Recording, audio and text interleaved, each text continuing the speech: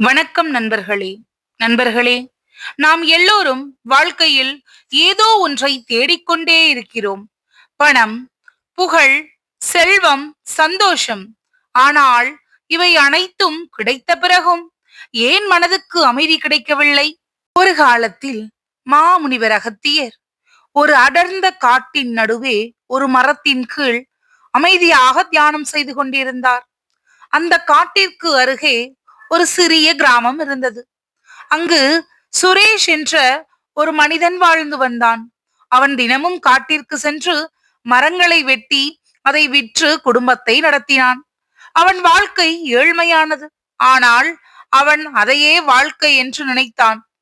ஒரு நாள் அகத்தியர் அவனை அழைத்து கேட்டார், தம்பி, ஏன் தினமும் இவ்வளவு கஷ்டப்படுகிறாய்? சுரேஷ் பதிலளித்தான், குருவே, இதுதான் என் வாழ்க்கை. அப்போது அகத்தியர் சொன்னார், இந்த காட்டுக்குள் இன்னும் கொஞ்சம் ஆழமாக சென்று பார். அங்கே சந்தன மரம் இருக்கும். அதை வெட்டி விற்றால் உன் குடும்பத்திற்கு தேவையான பணம் கிடைக்கும் என்றார். முதலில் சுரேஷ் நம்பவில்லை. இந்த சாமியாருக்கு என்ன தெரியும் என்று நினைத்தான். ஆனால் ஒரு முறை சென்று பார்க்கலாம் என்று எண்ணினான். அவன் காட்டுக்குள் மேலும் சென்றான். அங்கே சந்தன மரங்கள் நிறைந்த ஒரு காடு இருந்தது. அவன் அதிர்ச்சியடைந்தான். அந்த நாளிலிருந்து ஒரு நாள் வேலை செய்தால் போதும், ஒரு வாரம் வாழ்க்கை அமைதியாக சென்றது. சில நாட்கள் கழித்து சுரேஷ் மரம் வெட்டுவதற்கு காட்டிற்குள் சென்று கொண்டிருந்தான். அப்போது சுரேஷ் அகத்தியர் தியானம் பண்ணுவதை பார்த்து அவரிடம் ஆசீர்வாதம் வாங்கலாம் என்று சென்றிருந்தார். அகத்தியர் மீண்டும் கேட்டார், இதற்கு பிறகும் ஏதாவது உனக்கு தோன்றியதா? இன்னும் காற்றிற்குள் சென்றால் வேறு ஏதாவது கிடைக்கும் என்று நினைத்தாயா? சுரேஷ் ஆச்சரியமடைந்தான். அகத்தியர் சொன்னார், இன்னும் நீ காட்டிற்குள் ஆழமாக சென்றால் அங்கே வெள்ளி சுரங்கம் இருக்கும். அதை நீ எடுத்து பயன்படுத்தினால் நீ ஒரு நாள் போனால் உனக்கு 2-3 மாதங்கள் உன் வீட்டுக்கு தேவையானதை ஈட்டலாம் என்றார். அவன் மீண்டும் காட்டிற்குள் சென்றான். அங்கே ஒரு வெள்ளி சுரங்கம் இருந்தது. இப்போது அவன் மாதங்கள் முழுவதும் நிம்மதியாக வாழ்ந்தான். மீண்டும் அகத்தியர் கேட்டார், இதுவே எல்லையா? சுரேஷ் மீண்டும் சென்றான். இந்த முறை தங்க சுரங்கம் கிடைத்தது. பின்னர் வைர சுரங்கமும் கிடைத்தது. இப்போது சுரேஷ் மிகப்பெரிய செல்வந்தனாக மாறினான். ஆனால் அவன் மனதில் இன்னும் ஏதோ வெறுமை இருந்தது. உடல் நோயால் பலவீனமடைந்தது. மனம் அமைதியின்றி அலைந்தது. ஒரு நாள் அவன் அகத்தியரிடம் சொன்னான், குருவே, என்னிடம் எல்லாம் இருக்கிறது, ஆனால் அமைதி இல்லை. அப்போது அகத்தியர் சிரித்தார், வைரத்தை விட பெரிய செல்வம் இருக்கிறது. சுரேஷ் அதிர்ச்சி அடைந்தான். வைரத்தை விட பெரியதா? அகத்தியர் அமைதியாக சொன்னார், அது தியானம், உள் அமைதி, பரமானந்தம். வெளியில் தேடிய புதையல் உன்னுள்தான் இருக்கிறது. பாலா கண்ணீர் விட்டான்.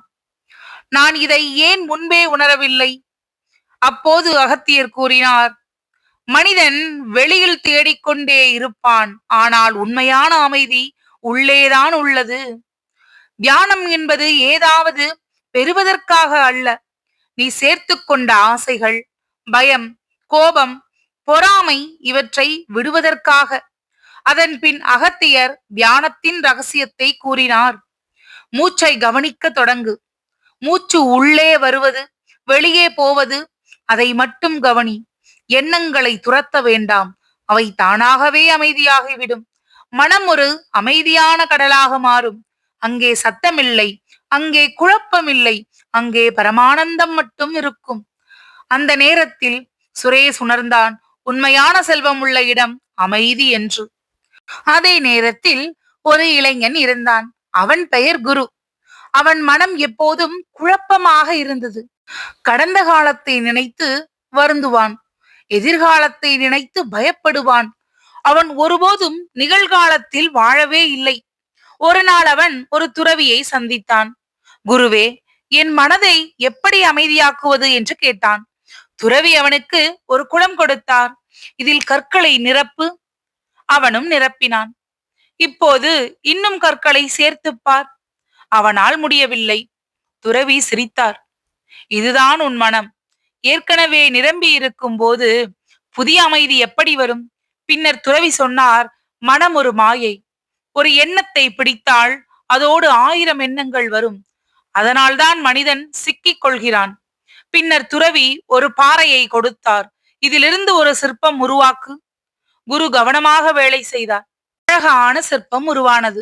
துறவி சொன்னார், ஒரே ஒரு விஷயத்தில் முழு கவனம் செலுத்தும் போது அதுவே தியானமாக மாறுகிறது. பல விஷயங்களில் மனம் சிதறும் போது வாழ்க்கை குழப்பமாகிறது. பின்னர் துறவி 10 விதிகளை கூறினார்.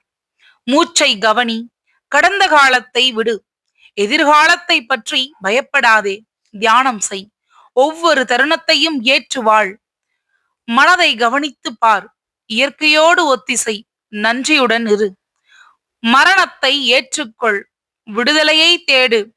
குரு மெதுவாக மாறத் தொடங்கினான். அவன் உணர்ந்தான், நிகழ்காலத்தில் வாழ்வதே உண்மையான வாழ்க்கை. ஒரு நாள் அகத்தியர் கடற்கரையில் நின்று தனது சீடனிடம் கேட்டார், அலைகளை பார்த்தாயா? சீடன் தலையசைத்தான். அகத்தியர் சொன்னார், அலைகள் பிறக்கின்றன, மறைகின்றன, ஆனால் அவை அனைத்தும் நீரே.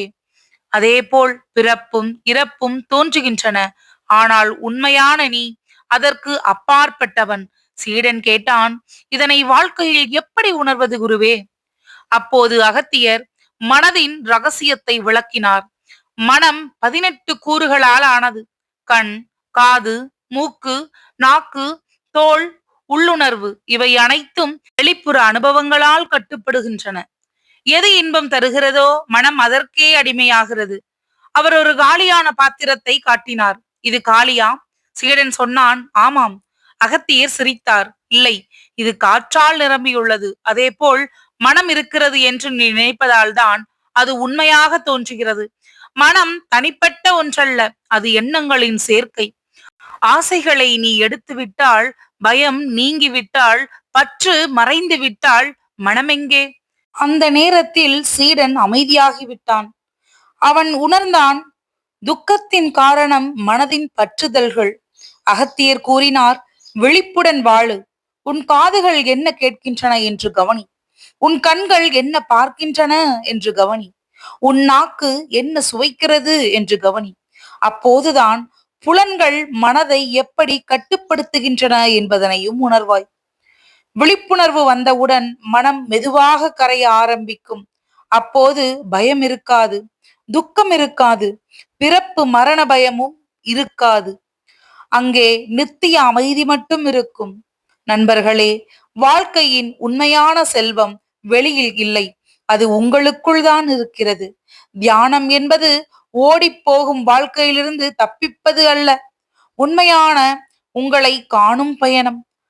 மனம் அமைதியாகும் போது வாழ்க்கை தெளிவாக தெரியும். நிகழ்காலத்தில் வாழ ஆரம்பிக்கும் போது ஒவ்வொரு நொடியும் பரமானந்தமாக மாறும். நீங்கள் தேடிக்கொண்டிருக்கும் அமைதி நீங்களேதான்.